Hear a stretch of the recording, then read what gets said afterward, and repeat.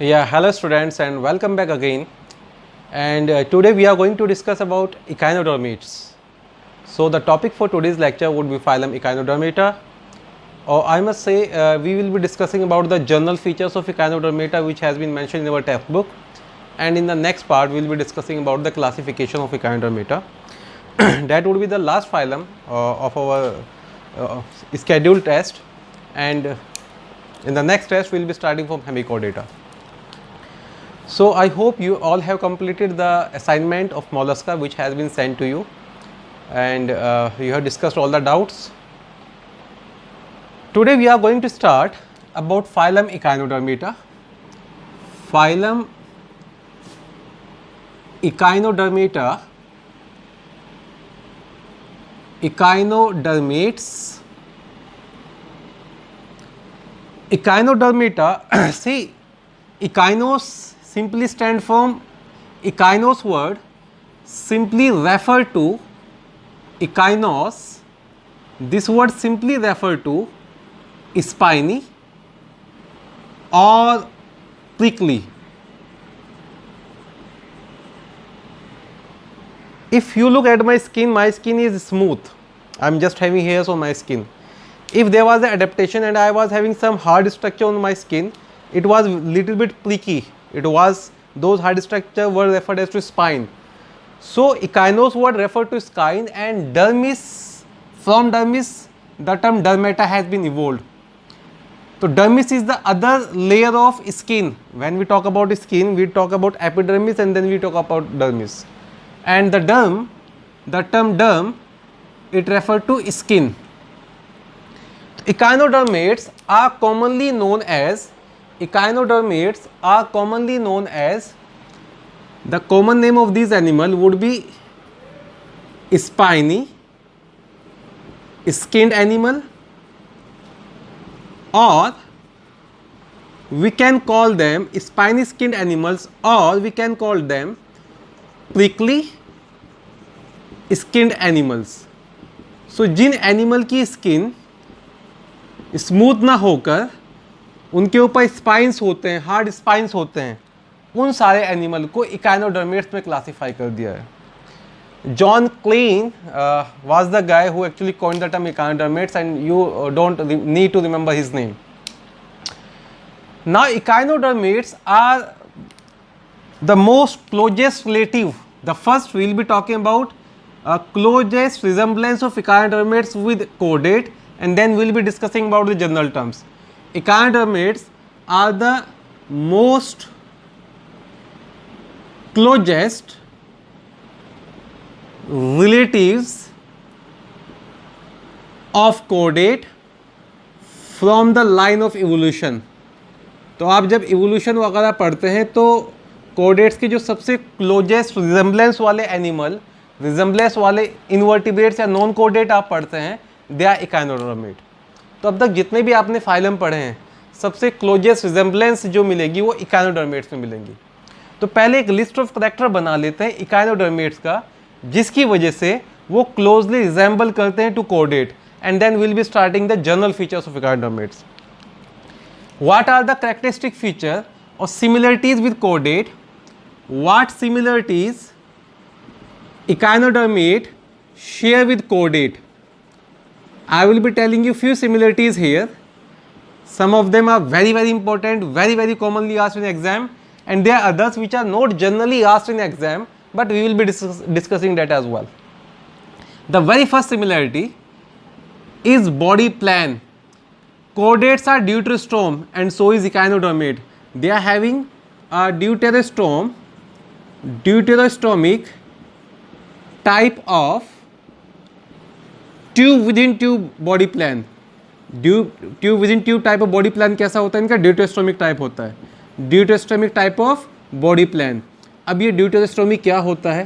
I told you कि भाई let's say developing embryo है, और developing embryo के अंदर जो ब्लास्टोपोर में सब ब्लास्टोपोर बना है, जो गैस्ट्रोला के अंदर ब्लास्टोपोर बना है, अगर ये ओपनिंग, अगर पहली ओपनिंग माउथ बन जाए और बाद में एनस बने तो इसको बोला था आपने प्रोटोस्टोमिक, और अगर पहला ओपनिंग एनस बन जाए और बाद में माउथ बने तो उसको बोला था आपने ड्यूटरस्ट्रोमिक।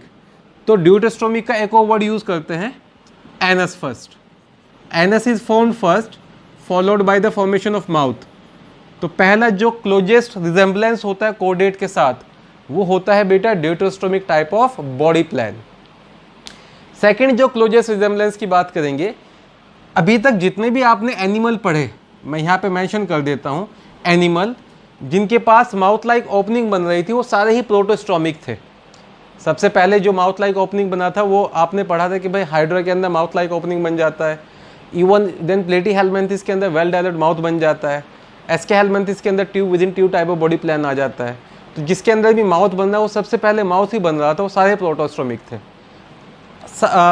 आपके अपकमिंग टेस्ट में जो अकेला एनिमल आप पढ़ोगे ड्यूटरस्ट्रोमिक वो इकानोडर्मेट होगा। देन सिलोम की बात करते हैं, प्लेटीहेल्मिन्थेस तक सिलोम आया ही नहीं था क्योंकि मेसोडर्म सॉलिड था। देन एस्केहेल्मिन्थेस के अंदर सिलोम आया पर वो सूडोसिलोम था क्योंकि मेसोडर्म पाउचेज की फॉर्म में था। एनिलीड के अंदर ट्रू सिलोम आया पर वो शाइजोसिलोम था। आर्थ्रोपोड का भी शाइजोसिलोम और मोलस्का का भी शाइजोसिलोम।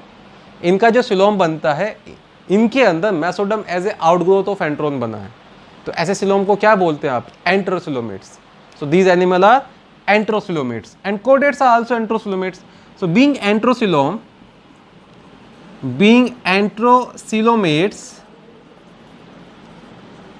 they share a close resemblance with the chordates. Enterocoelomates कौन होते हैं? जिनके अंदर mesoderm as a outgrowth of enteron बनता है। Mesoderm is formed as a outgrowth of enteron. Mesoderm is formed as an outgrowth of enteron. Enteron is the lining of alimentary canal of gut. तो पहला याद रखेंगे बच्चे वो ड्यूटरस्ट्रोमिक होते हैं। दूसरा सिमिलरिटी याद रखने वाला जो है कि उनके पास एंडोस्लोमिक टाइप ऑफ बॉडी प्लान होता है। तीसरा सिमिलरिटी जो आता है वो आता है इनके एंडोस्केलेटन से। अगर मैं ह्यूमंस का आपसे पूछूं, we humans are chordates, what type of endoskeleton you have, तो you will simply answer sir our endoskeleton is made up of bones and cartilage. और जो बोन एंड कार्टिलेज होते हैं दोनों ही मेसोडर्म से ओरिजिन होते हैं। इनका भी जो एंडोस्केलेटन होता है वो मेसोडर्मल इन ओरिजिन होता है। आपके बोन्स कहाँ के बने हैं? कैल्शियम के। इनका एंडोस्केलेटन भी कैल्शियम का बना है। तो जो तीसरा क्लोजेस्ट रिजेम्बलेंस या सिमिलरिटी होगा that would be a मेसोडर्मली derived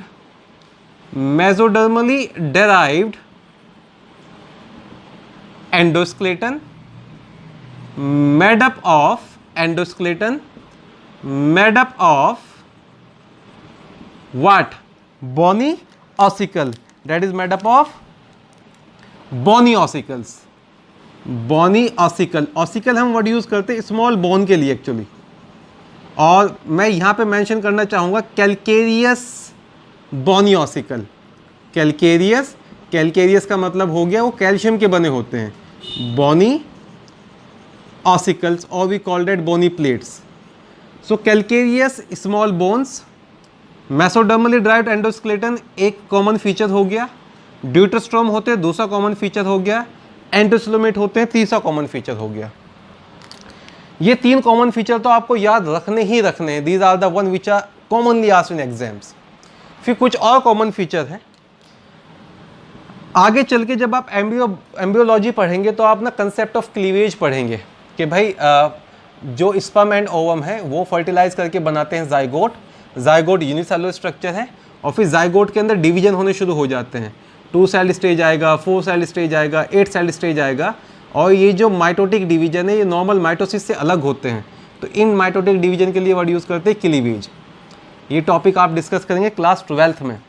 पर अभी मैं ये बता दूं इनके अंदर जो पैटर्न ऑफ क्लीवेज होता है वो कोडेट वाला होता है। अभी तक जो एनिमल पढ़ रहे थे उनका पैटर्न ऑफ क्लीवेज कोडेट से बिल्कुल अलग था। वो स्पायरली क्लीवेज शो कर रहे थे। ये बस लाइन याद रख लेनी है अभी फॉर द टाइम बीइंग, और जब आगे पढ़ते जाएंगे तो शायद चीज़ें और क्लियर होती चली जाएगी। इनका जो क्लीवेज होता है वो रेडियल होता है एंड इनडेटरमिनेट होता है। इनडेटरमिनेट क्लीवेज। देखो रेडियल क्लीवेज से जो समझ में आती है कि जो भी ब्लास्टोमियर है रिजल्टेंट डॉटर सेल है वो रेडियली अरेंज हो गई होगी। इनडिटर्मिनेट क्लीवेज का क्या मतलब होता है ये भी सुन लो। इनडिटर्मिनेट क्लीवेज का क्या मतलब होता है मैं ये थोड़ा सा ब्रीफ में बता देता हूँ। आपके पास दो कंडीशन होगी। कंडीशन नंबर 1 ये एम्ब्रियो है और इसके अंदर सेल डिवाइड करने शुरू कर दिए, और जो सेल का फेट है, फेट का मतलब हुआ किस्मत, भाग्य, वो अर्लियर स्टेज में ही जस्टिफाई हो जाता है। For example it has been justified this cell is going to be the muscular tissue. अब अगर आप ये वाला सेल हटा दोगे तो कंप्लीट एम्ब्रियो नहीं बन पाएगा। ऐसे क्लीवेज में जब सेल का फैट अर्ली स्टेज में डिटरमाइन हो जाता है उसको बोलते हैं डिटर्मिनेट क्लीवेज, उसको बोलते हैं डिटर्मिनेट क्लीवेज। तो कंप्लीट एम्ब्रियो तभी बनेगा जब सारे ब्लास्टोमियर एक साथ होंगे। केस नंबर 2 कि भाई ये आपके पास जाइगोट है, उसके अंदर फिर से डिवीजन होने शुरू हुए और अर्ली स्टेज में फेट ऑफ सेल नहीं डिटरमाइन होता है। अर्ली स्टेज में सारे के सारे सेल टोटीपोटेंट होते हैं और फेट ऑफ सेल्स नहीं डिटरमाइंड है। तो अगर आपने यहाँ से कुछ सेल निकाल भी लिए, इन सेल से भी नया एम्ब्रियो बन जाएगा और इन सेल से भी नया एम्ब्रियो बन जाएगा। तो ऐसा क्लीवेज जिसके अंदर fate of blastomere early stage में डिटरमाइन नहीं होता है उसको बोलते हैं इनडिटर्मिनेट क्लीवेज। तो इनके पास किस टाइप का क्लीवेज होता है? Your answer would be indeterminate cleavage. तो जो फोर्थ सिमिलरिटी आपने पढ़ी उनका जो क्लीवेज होता है वो कोडेट के जैसा होता है, और कोडेट का कैसा होता है? इनडिटर्मिनेट। तो अगर आपसे कोई पूछ ले बताओ भाई कॉकरोच के अंदर क्लीवेज कैसा हुआ था, दो ऑप्शन है डिटर्मिनेट और इनडिटर्मिनेट। देखो इनडिटर्मिनेट तो इकाइनोडर्मेट और कोडेटा में होता है, बाकी जितने भी एनिमल है उनका क्लीवेज कैसा होता है? डिटर्मिनेट। तो कॉकरोच के अंदर कैसा क्लीवेज? डिटर्मिनेट। रेडियल और स्पाइरल, कॉकरोच का क्लीवेज होता है स्पाइरल एंड इनडिटर्मिनेट।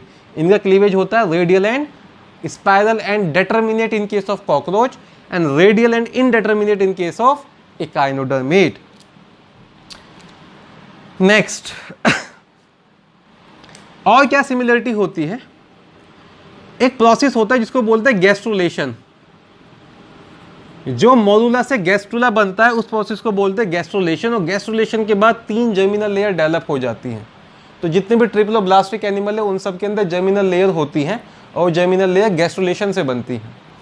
गैस्ट्रुलेशन में सेलुलर मूवमेंट होता है, और जो सेलुलर मूवमेंट कोडेट के अंदर होता है वही इकाइनोडर्मेट के अंदर होता है, और उस सेलुलर मूवमेंट का नाम है इन्वेजिनेशन। तो गैस्ट्रुलेशन बाय इन्वेजिनेशन। इन्वेजिनेशन क्या होता है? क्लास 12th में पढ़ेंगे फिर से आप एम्ब्रियोनिक डेवलपमेंट में। अभी फॉर द टाइमिंग ये याद रखें कि इकाइनोडर्मेट में भी जो आपका गैस्ट्रुलेशन होता है वो बाय इन्वेजिनेशन होता है, और जो कोडेट है उनके अंदर भी जो गैस्ट्रुलेशन है वो बाय इन्वेजिनेशन होता है। तो how many we have completed? 1 2 3 4 5, there is one more complementary. एक और याद रख लेंगे सिमिलरिटी, मस्कुलर एक्टिविटी के लिए ये जो सोर्स ऑफ एनर्जी यूज करते हैं वो होता है क्रिएटिन फोस्फेट। क्रिएटिन फोस्फेट इसको सिंपली सीपी भी बोल देते हैं। जब ह्यूमन मस्कुलर सिस्टम पढ़ोगे तो इसका जिक्र होगा वहां पर। Is used as a source of energy for muscular activity. जो बाकी एनिमल थे जिनके पास मसल्स आ गए थे वो क्रिएटिन फोस्फेट अब तक यूज़ नहीं कर रहे थे, शायद वो आर्जिनिन फोस्फेट करते हैं। जो बाकी के नॉन कोऑर्डिनेट है, अगर आपसे एनिलीड वगैरह के बारे में पूछ ले, या मोलस्का के पास तो मस्कुलर फुट था, वो कहाँ से एनर्जी यूज़ कर रहे थे? आर्जिनिन फोस्फेट से। ये कैसे करते हैं? क्रिएटिन फोस्फेट से। Is use as source of energy for muscular activity. तो 6 सिमिलरिटी आपको बता दी है, 3 तो आपको जोर याद रखनी है, ड्यूटेरोस्टोम, एंडोस्क्लेटन एंड मेसोडर्मल एंडोस्क्लेटन, और बाकी 3 कॉम्प्लीमेंट्री है। याद रखना चाहो तो रखो। Certain students are having problem that we are going in very detail, ऐसा नहीं है। Don't get stick to NCERT only, and if you are getting stick to NCERT only you will be lost in that crowd. 15 lakh students used to prepare for competition exam and all of them are studying NCERT. So it's your choice, either you need to select to be among some selected student, or you need to select to be among that crowd. So whatever I am teaching you, that all are important and that all you have to cover. तो बच्चे ये हो गया introduction part कि भाई जो echinoderms होता है उनका क्लोज रिजेम्बलेंस होता है विद कोडेट्स। और कैसे क्लोज रिजेम्बलेंस है, we are having 6 different point here. Then अब शुरू करते हैं जनरल फीचर्स ऑफ इकाइनोडर्मेट्स। तो जब जनरल फीचर्स पढ़ना शुरू करेंगे, हैबिट, हैबिटेट और बाकी के जो फीचर्स हैं, इकाइनोडर्मेट के पास एक बहुत ही करेक्टरिस्टिक सिस्टम होता है जो किसी और एनिमल के पास होता ही नहीं है। उसका नाम होता है वाटर वेस्कुलर सिस्टम। और बहुत सारे स्टूडेंट ने शुरू में कंफ्यूज किया था वाटर कैनाल सिस्टम और वाटर वेस्कुलर सिस्टम। देखो जो वाटर कैनाल सिस्टम है वो एक करेक्टरिस्टिक फीचर है पॉलीफेरा का, और किसी एनिमल के पास वो था ही नहीं। और जो वाटर वेस्कुलर सिस्टम है वो करेक्टरिस्टिक फीचर है इकाइनोडर्मेटा का, ये भी और किसी एनिमल के पास नहीं होगा। तो late us start with general features of echinodermates. First, habitat and habit. By habitat, echinodermates are exclusively marine. They all are marine. They are found in marine water. They are exclusively marine. Important thing to remember, कई बार question पूछ ले जाते हैं बताओ कौन कौन से सिर्फ और सिर्फ मैराइन है। तो आपने एक टिनोफोर भी पढ़ा था जो एक्सक्लूसिवली मैराइन पढ़ा था, और बहुत सारी क्लासेस पढ़ी है जो सिर्फ मैराइन होती हैं। हैबिट की अगर बात करें, पहला हैबिट मैं बोलूँगा आपको, these are the animal which are found at the depth of sea. जो सी फ्लोर होता है वो वहाँ पर क्रॉल करते हुए दिखते हैं, तो ऐसे एनिमल को बोलते हैं benthic animal. By habit these are benthic animal, benthos. What is the meaning of benthic animal? They are found at the sea floor. Found at, it's not sea floor is their dense floor, ऐसे याद रख लेंगे। Found on sea floor। और benthic animal क्योंकि वो bottom में रहते हैं उनको बॉटम डेलर्स भी बोलते हैं। So these by habit are either bottom dwellers or simply called as benthic animal, and they are found on sea floor. Next, habit में एक और चीज़ याद रखना, they do not move very fast. They are free living and slowly moving animal. They used to crawl. These are slowly moving animals. They are not sessile. They are not very free living. They do not swim very fast. Echinoderms का नाम सुनते ही आपके दिल में, आपके दिमाग में एक फिश आनी चाहिए जो एक स्टार है, स्टार फिश। और स्टार फिश को आपने देखा होगा सी फ्लोर पे कैसे स्लोली क्रॉल करती रहती है, मूव करती रहती है। तो habitat and habit is clear. Next, level of organization, no fun in telling they are having a organ system level of organization. Organ system level of organization, they are triploblastic. They are having a tube within tube type of body plan. Tube within tube type of body plan, except, अच्छा tube within tube type of body plan किस type का होता है, protostomes और deuterostomes? You must say it's deuterostomes. अच्छा, sometimes in lecture I use to ask question, are you able to answer that? अगर आप उनको आंसर वगैरह करते रहते हैं तो it means you are very involve in the lecture, so please keep answering them. So tube within tube type of body plan होता है deuterostomes, and I also use the term except. एक ऐसा class of Echinodermata पढ़ेंगे जिसके अंदर complete digestive system नहीं होता है, जो बीटल स्टार होता है which belong to the class Ophiuroidea, उनके अंदर blind sac type of body plan होगा। Except members of Ophiuroidea, and Ophiuroidea में कौन आता है? Brittle star. ब्रिटल स्टार जो ऑफियूरोआइडिया होता है, they having what type of body plan? Having blind sac type of body plan. तो brittle star के अंदर ब्लाइंड से एक टाइप ऑफ बॉडी प्लान आ गया, बाकी जितने भी गायनोडर्मेट पढ़ेंगे सभी ड्यूटेरोस्ट्रोम होते हैं और सबके पास tube within tube type of body plan होता है। ठीक है बच्चों, नेक्स्ट इनका अगर सिलोम की बात करें, they are true coelomates, true coelomates. और सिलोम कैसा होता है? Yes, I am expecting a answer from your side, भले मुझे आवाज़ ना है।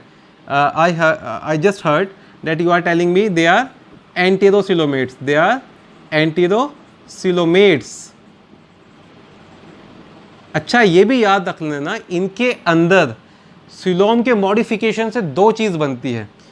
Coelom is modified into water vascular system, जब पढ़ेंगे तो याद रखना वो सिलोमिक ओरिजिन का होता है, वाटर वेस्कुलर सिस्टम। और इनका जो सो कॉल्ड सर्कुलेटरी सिस्टम होता है जिसको बोलते हैं हीमल एंड पेरीहीमल सिस्टम, वो भी सिलोम से मॉडिफिकेशन से हुआ है।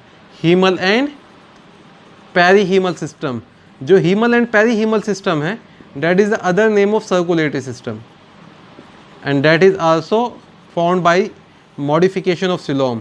तो इनका so called circulatory system and water vascular system दोनों ही आपका जो है वो सिलोम के मॉडिफिकेशन से बनता है। तो एक्सक्लूसिव मैराइन है, बेंथिक एनिमल है, organ system level of organization है, ट्रिप्लोब्लास्टिक ऑर्गेनिज्म है, ड्यूटेरोस्ट्रोम्स हैं, एंटेरोसिलोमेट्स हैं। मोर एवर अगर इनकी बॉडी सिमेट्री की बात करें, इनके बॉडी सिमेट्री की बात करें तो ये बॉडी सिमेट्री में कंसेप्ट हम पहले भी पढ़ चुके हैं, मैं फिर से बता देता हूँ। इनकी जो लार्वा होते हैं, इनके लार्वा बायलेटरली सिमेट्रिकल होते हैं, इनके लार्वा बायलेटरली सिमेट्रिकल होते हैं, सिलिएटेड लार्वा होते हैं। पर जैसे जैसे वो एडल्ट में मॉडिफाई होते हैं, इनके जो एडल्ट्स होते हैं वो रेडियली सिमेट्रिकल हो जाते हैं, रेडियली सिमेट्रिकल।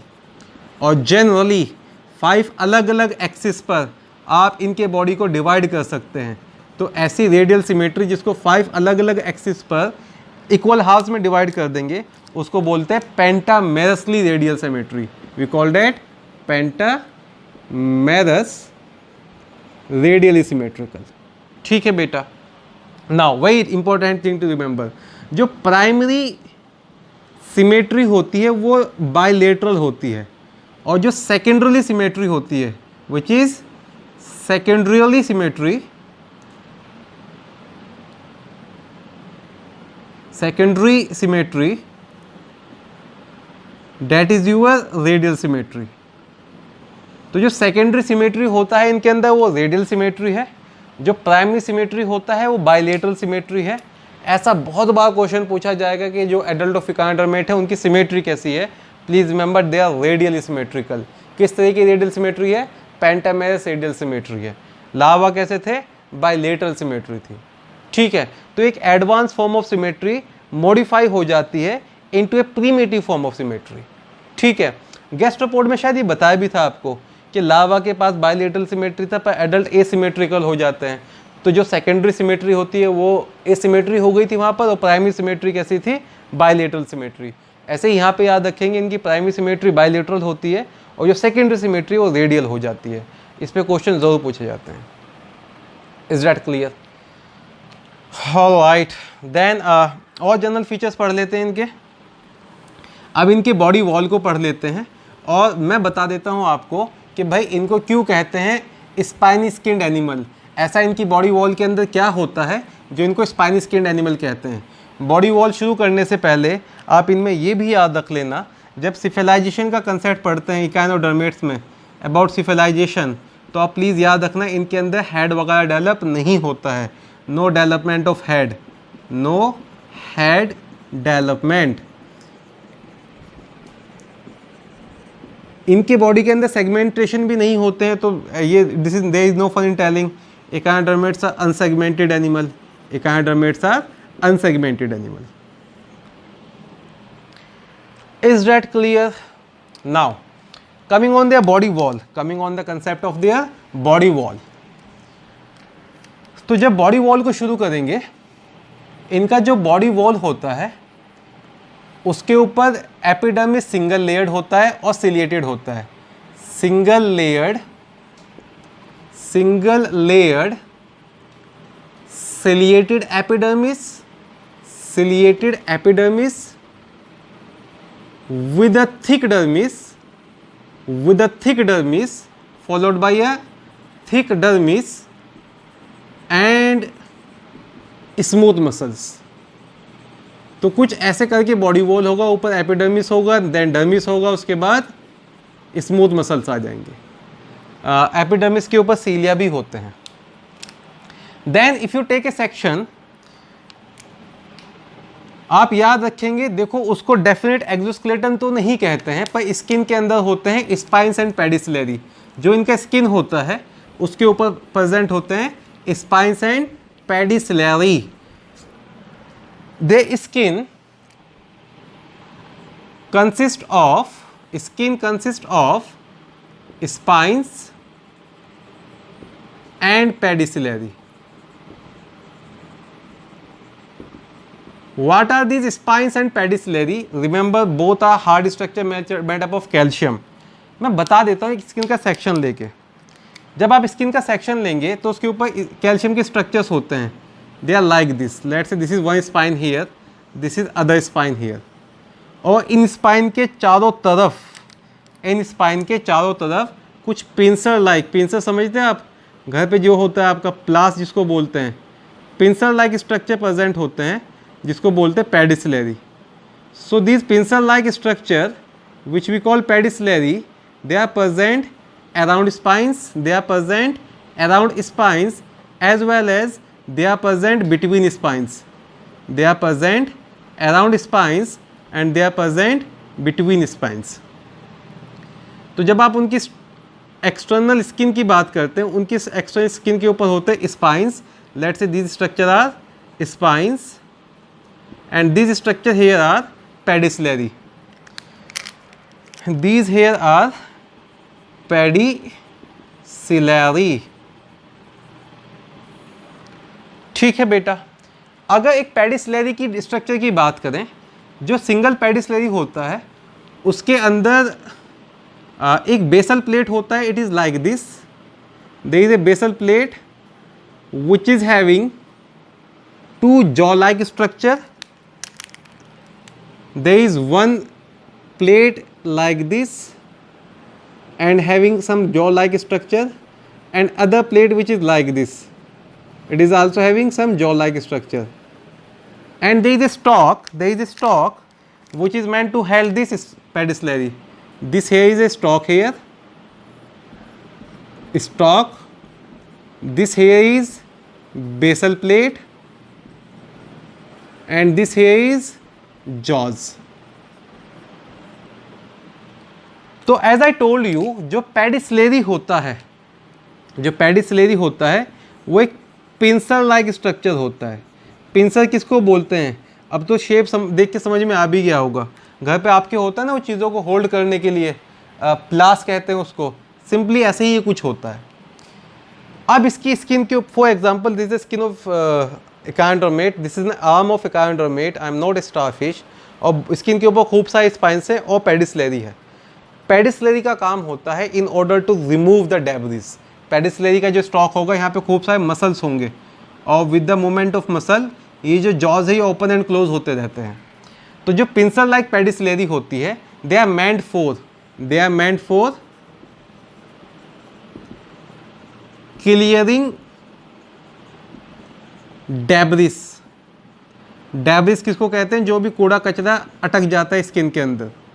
तो जैसे आप सुबह सुबह जाके शावर कर रहे हैं and you have been cleaning your body with some bathing soap, similarly they have been cleaning their body with the help of pedicellary. So pedicellary and spines, they are the organ of protection and they protect the body, and pedicellary is meant to clear out all the debris which has been accumulated in the skin. Is that clear beta?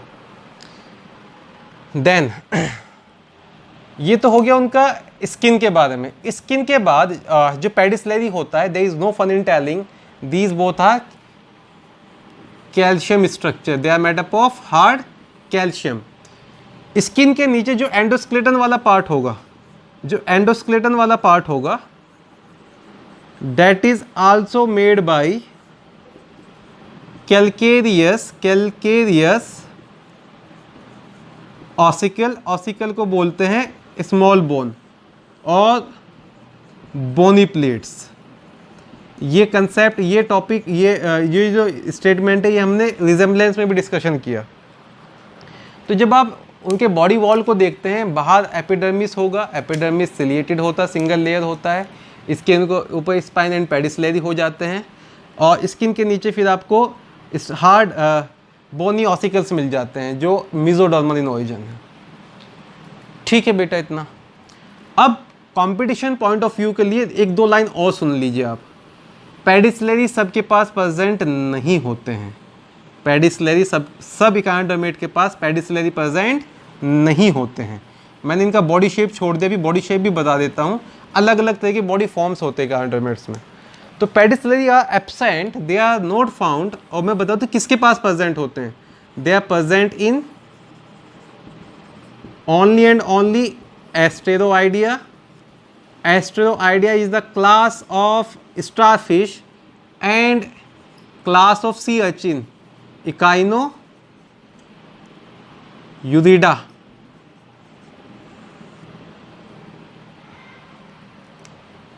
Right, Echinoeurida or Echinoidea.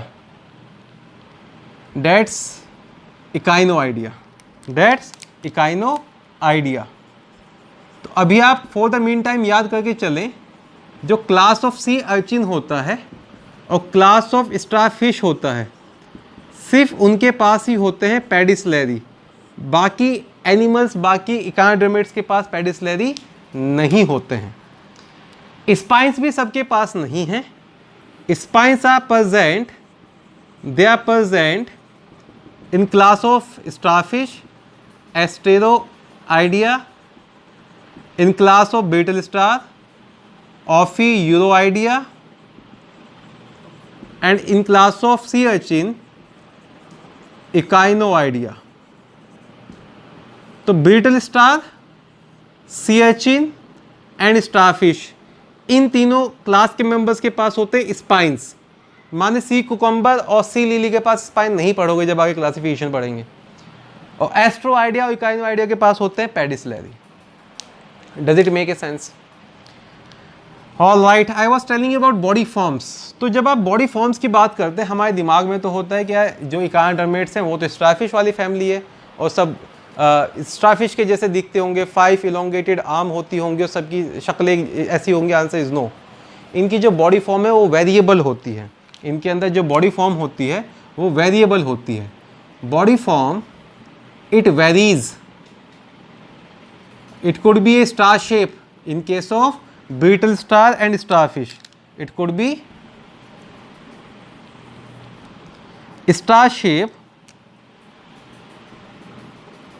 shaped in case of starfish and beetle star. When we talk about sea urchin, the shape is globular. It could be like a globe in case of sea urchin. It could be cylindrical as well. It could be cylindrical in case of sea cucumber. It could be cylindrical in case of sea cucumber. And it could be flower like. It could be like a flower. Sea lily इसलिए नाम रखा है उसका. In case of Crinoidea, sea lily. तो जब classification पढ़ेंगे तब इनके बारे में आप ज़्यादा पढ़ेंगे। भाई स्टारफिश कौन सी क्लास में है, कुकम्बर कौन सी क्लास में है, अर्चिन कौन सी क्लास में है, बीटल स्टार कौन सी क्लास में। एक्चुअली 5 ही क्लास पढ़ेंगे, 1 2 3 4 5 ईयर। तो अभी याद रखिए, इनका जो बॉडी फॉर्म होता है वो वेरिएबल होता रहता है। ऐसा नहीं है हर इकानोडर्मेट के पास 5 आर्म्स होंगे। मैं तो ऐसे ही बताऊँगा, इनके पास आर्म्स ही नहीं होते हैं। जिनके पास शक्ल तो खीरे के जैसे ही आर्म्स कहाँ से होंगे, राइट? ये शक्ल तो ग्लोब्यूल बॉल जैसे ही आर्म्स कहाँ से होंगे। एनीवेज, तो स्पाइंस एंड पेडिसलरी का कंसेप्ट हो गया होगा क्लियर, और कहाँ प्रेजेंट होते हैं, कहाँ एब्सेंट होते हैं, ये भी समझ में आ गया होगा। अब फटाफट शुरू कर देते हैं। Water vascular system, the characteristic feature, the most characteristic feature of Echinodermata is the presence of A water vascular system. एक ऐसा सिस्टम जो इससे पहले ना किसी एनिमल के पास आया है और ना ही इसके बाद किसी और एनिमल के पास आएगा।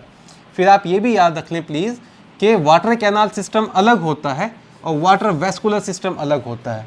आई repeat, water canal system is different and water vascular system is different. So let us start about water vascular system. Water vascular system of echinodermate, और इसके लिए एक और नाम होता है जिसका नाम है, इसका दूसरा नाम होता है ambulacral system. Ambulacral system. So ambulacral system is the other name of water vascular system. अब जो वाटर वेस्कुलर सिस्टम्स होता है बेटा, वो कई सारे ट्यूब्स के फ्यूजन से बना है। बॉडी के अंदर कई सारे ट्यूब डेवलप हो जाते हैं और उन ट्यूब के अंदर entry and exit of water होता रहता है, और उस entry and exit of water की वजह से एक हाइड्रोलिक प्रेशर डेवलप होता है, जिसकी वजह से वो मूवमेंट वगैरह कर लेता है, वो चीज़ों को कैप्चर भी कर लेता है और एक्सचेंज ऑफ गैस भी कर लेगा। So water vascular system is formed by the it's arrangement of several tubes. It's a arrangement of several tubes. कौन कौन सी ट्यूब होती है मैं वो पहले डायग्राम बना के दिखा देता हूँ, फिर इसके फंक्शन पढ़ लेंगे। सो एम्बुलेकुलर सिस्टम और water vascular system, it is formed by arrangement of several tubes। देखो इसकी ट्यूब का दूसरा नाम कैनाल होता है, पर आप इसको कैनाल सिस्टम नहीं याद रखेंगे, आप इसको वेस्कुलर सिस्टम याद रखेंगे। तो जब वाटर वेस्कुलर सिस्टम पढ़ते हैं बेटा, इन द सेंटर उसका जो माउथ होगा, अभी डाइजेशन सिस्टम में बता दूंगा माउथ के बारे में, उनका जो माउथ होगा उसके चारों तरफ एक पेंटामेरसली रेडियल सिमेट्रिकल कैनाल होती है। एक कैनाल होती है which is having a total of how many corners, how many end should be there, a total of 5 end should be there. तो एक सेंटर में कैनाल होती है जो पेंटामेरस कैनाल है, और इस कैनाल का दूसरा नाम होता है, let you make this canal like this, इस कैनाल का नाम होता है रिंग कैनाल। तो in the centre here there is a ring canal which is present. I repeat, in the centre of water vascular system और ambulacral system there is a ring canal which is present. Ring canal is having pentamerous symmetry, pentamerous arrangement. From each ring canal arises radial canal.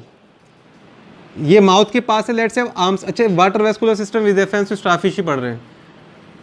From each ring canal arises radial canal, right? And these radial canals are closed blindly. Let's say these are the radial canals here. From each radial canal, remember radial canal are closed blindly.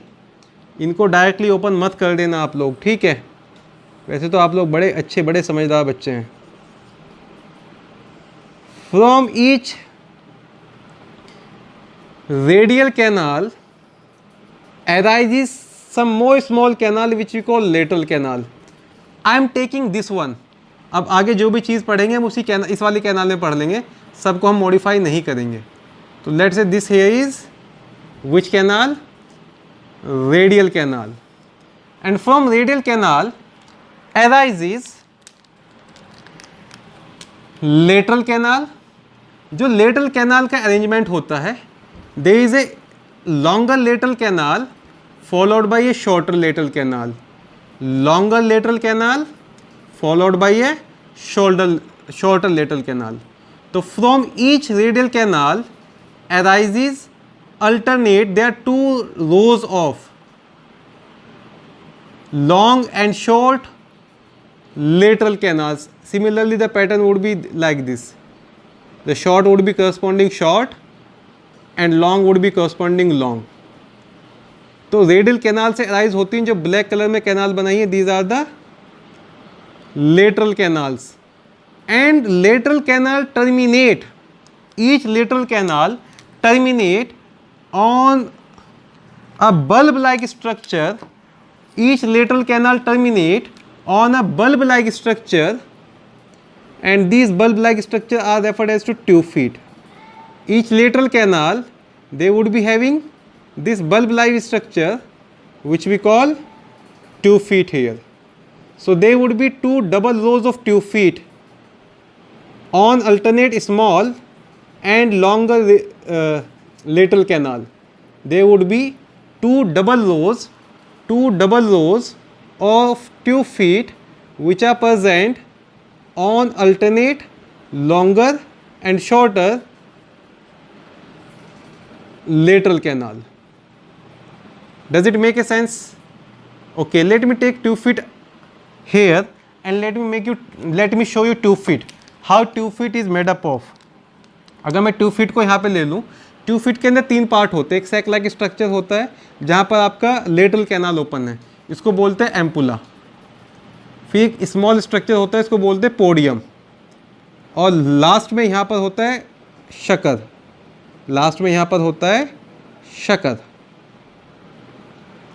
So there are three tube feet is made by three different region. That sac-like structure is referred as to podium. That sac-like structure is referred as to ampulla. This small is podium, neck is podium, and this here is sucker. ठीक है बेटा. हर एक जो आम है, हर एक ये कौन सा कैनाल है, अच्छा लेबल कर ही दो, भूल जाएं कभी, मैं तो भूल जाता हूँ बड़ी जल्दी. What is this? This is radial canal. My memory is very very very very bad. What is this? These are the late alternate long and short lateral canal. These are lateral canal here. And what are these structure?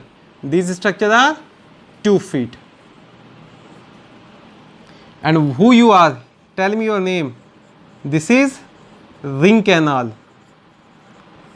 And there is a plate-like structure which is perforated, having a lot of pore. तो जैसे घर पे चाय की छन्नी होती है, कुछ ऐसा ही होता है ये sieve tube. This is known as मैड्रीपोराइट,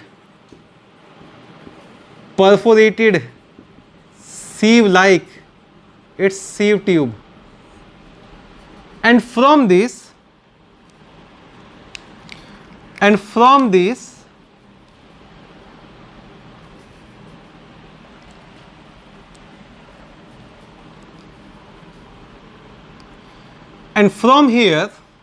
here arises a canal which is somewhat shaped and open into this ring canal. What I am telling you, externally there would be a madreporite which is sieve tube. From madreporite there would be a canal which open into the ring canal, and this canal is known as Stone canal. This canal is known as Stone canal. So let's say this is Stone canal here, madreporite, ring canal, radial canal, lateral canal, and tube feet. Inside ring canal, there are present certain structure which are involved in the formation of phagocytotic cell, and they are the one which undergo phagocytosis of the bacteria and other things. So these are certain structure which we call Tiedemanns body. They are referred as to Tiedemanns body,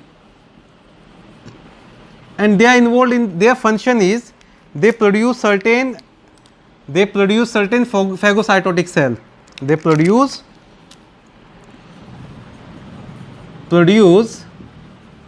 phagocytotic cell to engulf the bacteria and other related particles. ये structure हो गया बेटा water vascular system या एम्बोलेकुलर system का. तो पहला statement, water vascular system is of coelomic origin. ये किसके मॉडिफिकेशन से बना है? ये ट्यूब्स वगैरह किसके मॉडिफिकेशन से बनी है? सिलोम के। सेंटर में एक रिंग कैनाल होता है, रिंग कैनाल से राइज होते हैं रेडियल कैनाल, रेडियल कैनाल से राइज होते हैं लेटरल कैनाल, और लेटरल कैनाल के बाद होते हैं tube feet. 2 double rows of tube feet are there. Structure is complete. Functioning बता देता हूँ। In functioning our water is of which colour? Orange colour है। देखो हो गया क्या, मैं बता देता हूँ आपको। वाटर की जो एंट्री है वो with the help of this होता है। Now please zoom out on this part. Please listen very very carefully. This is very important. Water की जो एंट्री होती है that is from this part. From here water would be going where? In the ring canal. From ring canal water would be going to the respective radial canal. This is how water is flowing, right? From radial canal water would be going to the respective lateral canal, and from lateral canal water would be hitting on the wall of 2 feet. अब आप याद रखिए, जैसे ही water यहाँ पे hit करता है, from this part it has been attached to the substratum. एक बार वाटर इधर हिट करेगा तो ये वाला पार्ट सारा अटैच हो जाएगा, और जो इधर वाला पार्ट है वो डिटैच हो जाएगा। फिर वाटर इधर हिट करेगा, इधर से वाटर आके इधर हिट करेगा तो ये वाला पार्ट अटैच हो जाएगा, इधर वाला पार्ट डिटैच हो जाएगा। तो जब आप मूवमेंट पढ़ते हो स्टारफिश का, अगर आपने कभी देखा हो, it is like this, starfish is like this, और उसका इधर का बॉडी का पार्ट अगर अटैच हुआ तो इधर का डिटैच हो गया, इधर का अटैच हुआ तो इधर का डिटैच हो गया। तो मेनली होता क्या है कि जब भी 2 फीट के वॉल पर जाके वाटर हिट कर रहा है तो उस एरिया के जो 2 फीट है वो सबस्ट्रेटम से अटैच हो जाएंगे। इधर वाटर हिट किया तो मतलब इधर वाटर नहीं है, इधर वाटर नहीं तो इधर से वो डी अटैच हो जाएंगे। तो with the de attachment and re attachment of 2 feet the starfish moves. तो जो सबसे पहला इंपॉर्टेंट फंक्शन पढ़ेंगे that would be locomotion. Again I repeat, water vascular system और water ambulacral system that is of coelomic origin, that is made up of arrangement of tube in center which has been surrounding the mouth is ring canal. From ring canal arises radial canal, 5 radial canal. From each radial canal arises alternate short and long lateral canal. Lateral canal terminates on 2 feet. 2 feet is having a ampulla, podium and sucker. Sucker is not present in all. So many exception, chemistry जैसा बन गया ये। हाँ, suckers are absent in Ophiuroidea and Crinoidea। तो अगला lecture जब पढ़ेंगे classification तो ये सब चीज़ें आपको याद होनी चाहिए, इसलिए ये बताया जा रहा है आपको भी कि क्लासिफिकेशन में ये डिस्कस मैं नहीं करूँगा, जब यहाँ पे पढ़ रहे हैं तो डिस्कस कर रहे हैं। पेडिसलाई, स्पाइन्स एंड सकर्स का कंसेप्ट बता दिया है। तो मेनली होता क्या है कि मैड्रीपोराइट जो सीव ट्यूब है, जो एक परफोरेटेड प्लेट है, उससे वाटर एंटर करेगा। वाटर वहाँ से स्टोन कैनाल से होते हुए जाएगा आपका रिंग कैनाल में, then radial canal, lateral canal, और जैसे वाटर स्ट्राइक करता है in the wall of tube बिट वो अटैच या डिटैच हो जाता है। ठीक है बेटा, ये हो गया structure of water vascular system. फटाफट फंक्शन पढ़ लेते हैं, कुछ और सिस्टम पढ़ लेते हैं, lecture is going lengthy. What are the functions of water vascular system? Again important concept, important topic. जब functions of water vascular system की बात करते हैं, functions, first one is locomotion, no fun in telling. Second one is capture of prey. With the help of 2 feet they can capture prey and put it in their mouth. And water vascular system also help in transportation. I am making it in box. और ये क्यों box में रखा है ये exam होने के बाद बताया जाएगा आपको, ठीक है? नहीं, ये ट्रांसपोर्टेशन इंपॉर्टेंट है, कई बार क्वेश्चन पूछ लेता है। वाटर कैनाल सिस्टम ट्रांसपोर्टेशन में हेल्प करता है, वाटर वेस्कुलर सिस्टम। तो remember, water vascular system help in the transportation of materials. And last but not the least, this system is also involved in respiration. The 2 feet are the organ of respiration as well. So ये हो गया इनके characteristic system के बारे में, which is water vascular system. Next इनके पास आता है बच्चे इनके बाकी के जो सिस्टम्स है, डाइजेस्टिव सिस्टम, बाकी सिस्टम इतने डेवलप नहीं होते हैं गरीबों के, थोड़े गरीब टाइप लोग हैं, बाकी सिस्टम इतने डेवलप नहीं हैं। तो जितना भी डेवलपमेंट है, जो जो चीज़ें हैं वो तो मैं बता ही देता हूँ आपको। बाकी के सिस्टम्स अगर इनके पढ़ें, let us start about digestive system. Digestive system में इनके पास अच्छा वो tube within tube type of body plan, deuterostome, ये सब याद रख लेना, blind sac type of body plan. Complete digestive system होता है। इंपॉर्टेंट थिंग टू रिमेंबर, जो डाइजेस्टिव ट्यूब होता है उसका जो माउथ है, जो माउथ वाला पार्ट होता है, that is on the lower side, that is present lower on ventral side. और जो इनका एनस वाला पार्ट होता है, that is present upper on dorsal side. A dorsal mouth, a ventral mouth with a dorsal anus, dorsal side. A ventral mouth with a dorsal anus is a characteristic feature of echinodermates. बैठे हैं यहाँ पर, तो ऊपर वाला side कौन सा, dorsal side, नीचे वाला साइड कौन सा है, वेंट्रल साइड। खाना खिलाना है, कैसे खिलाओगे, ऐसे उठा के खिलाओगे।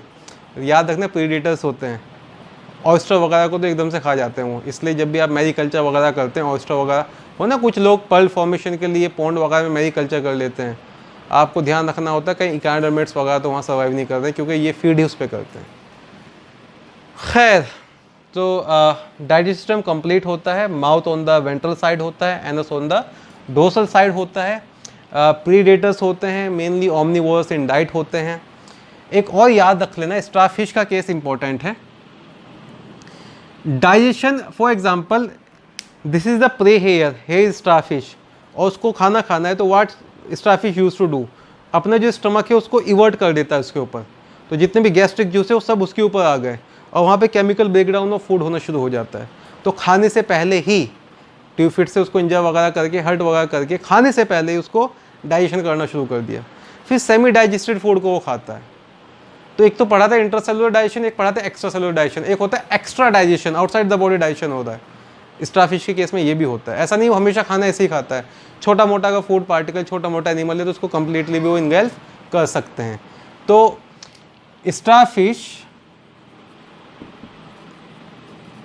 Exert their stomach content, their stomach juice on food and feed upon semi digested food। ऐसे डाइजेशन के लिए वर्ड यूज करते हैं बेटा एक्स्ट्रा डाइजेशन, एक्स्ट्रा सेलुलर ही है तो आउटसाइड द बॉडी तो वर्ड यूज कर लेते हैं एक्स्ट्रा डाइजेशन। ठीक है बेटा। नेक्स्ट, फिर आप याद रखेंगे इनका रेस्पिरेटरी सिस्टम। रेस्पिरेटरी सिस्टम में इनके पास मेजरली ट्यूब फीट होते हैं।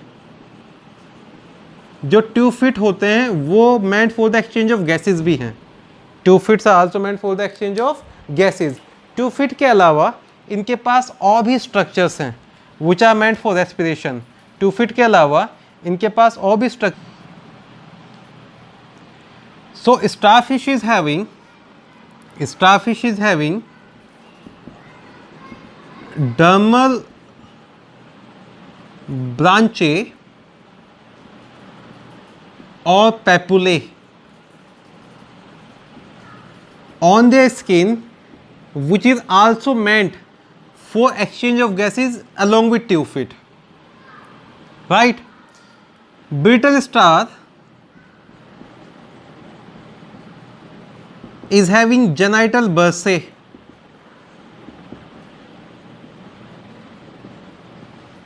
which are meant for exchange of gases along with tube feet. These are additional respiratory structure present in different echinodermates. A cloacal respiratory tree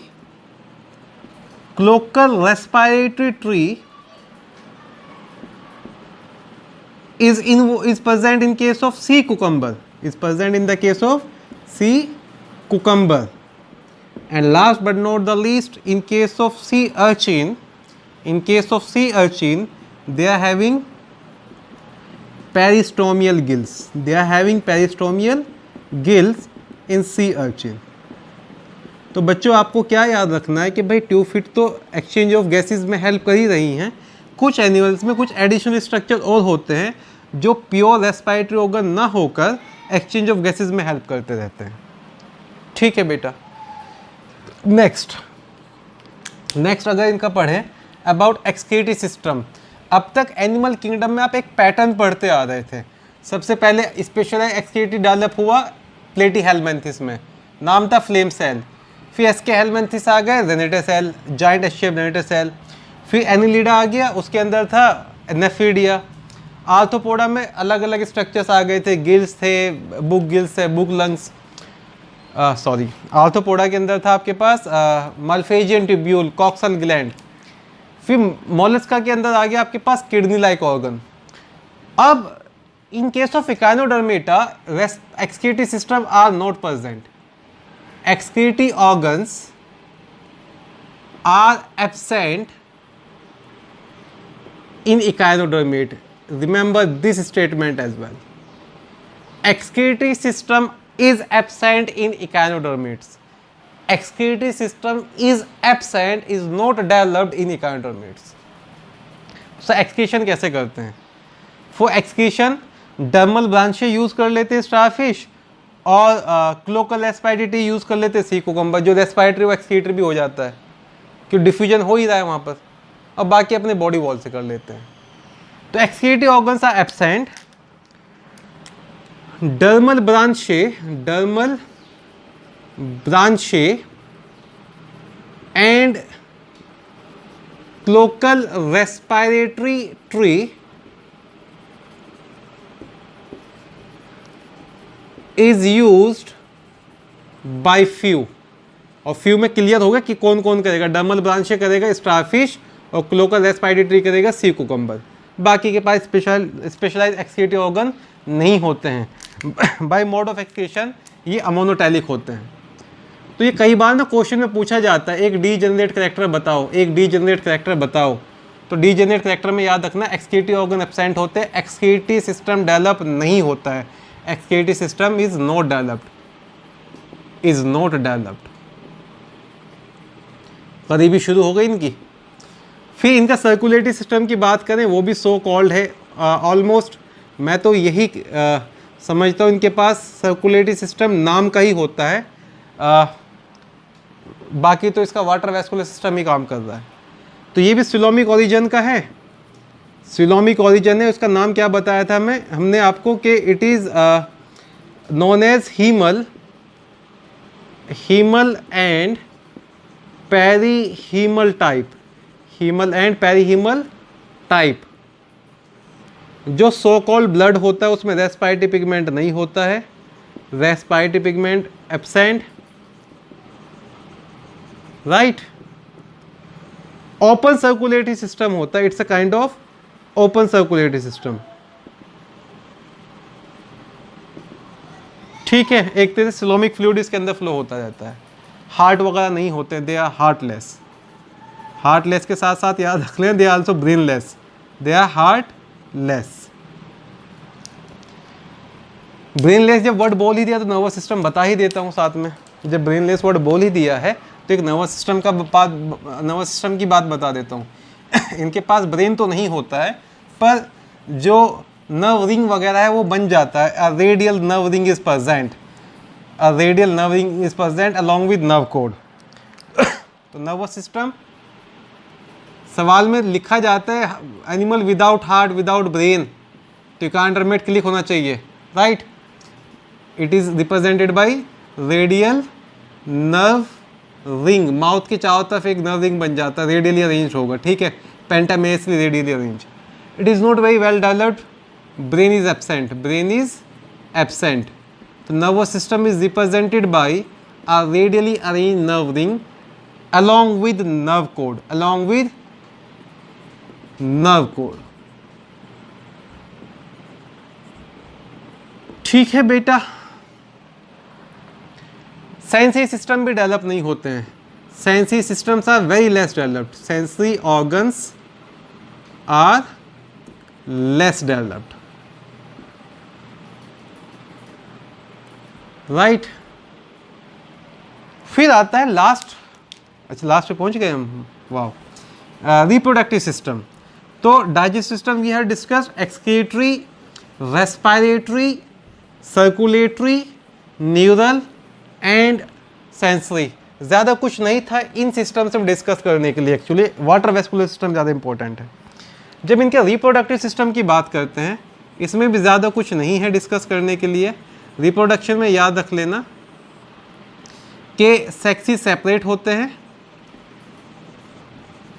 sexes are separate.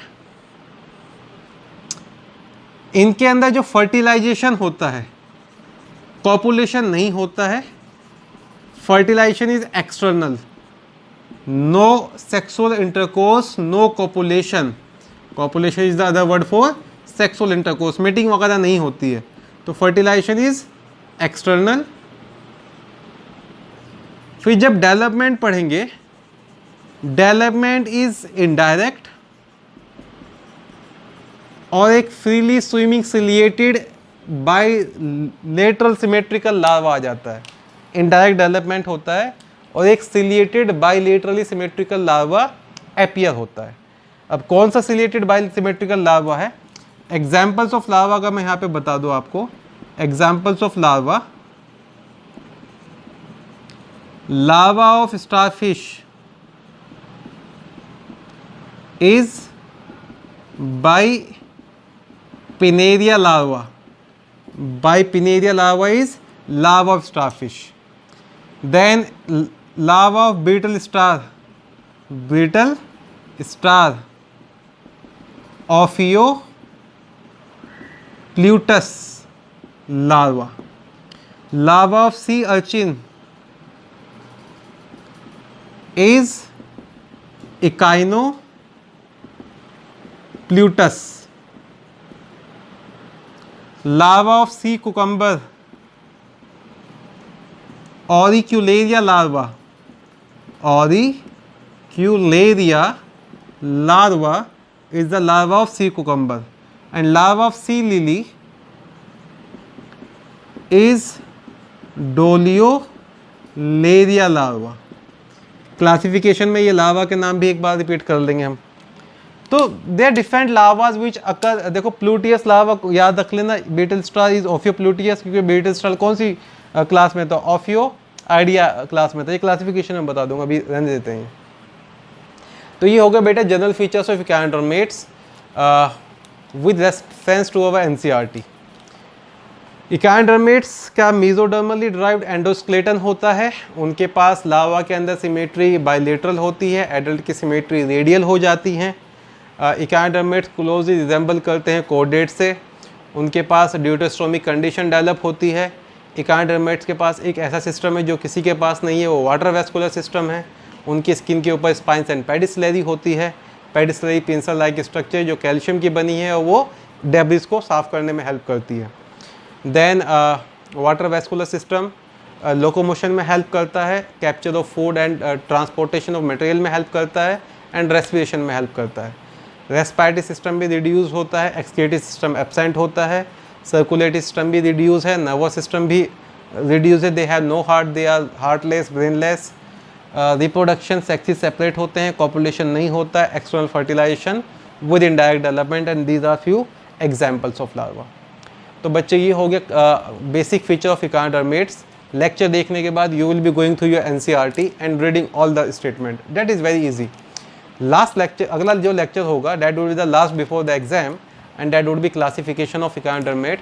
काफ़ी सारी classification की बातें मैंने यहाँ पे cover कर ली है, तो क्लासिफिकेशन में क्लासेस के नाम बताने के अलावा ज़्यादा कुछ बताने के लिए नहीं बचा है।